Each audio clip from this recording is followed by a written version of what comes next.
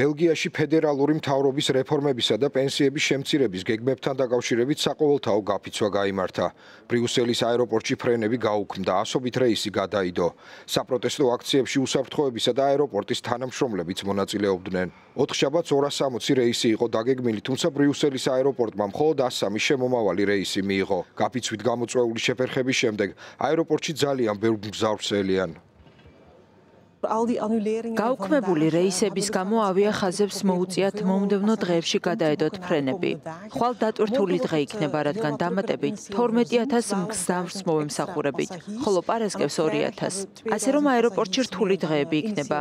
წინა სადღესასწაულოდ ისედაც იქნება ხალხმრავლობა. ამიტომ აუცილებელია აეროპორტში დროულად მისვლა.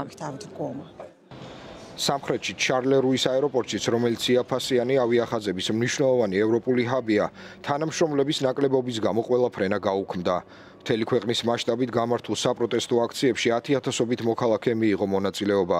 ისინი ეწინააღმდეგებიან მთავრობის გეგმებს საპენსიო ასაკის გაზრდისა და პენსიების გადახედვის თაობაზე. Სუხარ, რადგან ისინი აპირებენ ჩვენი პენსიების რეფორმას და მის შემცირებას. ალბათ ეს ფული ომისთვის, ტანკებისა და სხვა რაღაცების საყიდლად დაიხარჯება.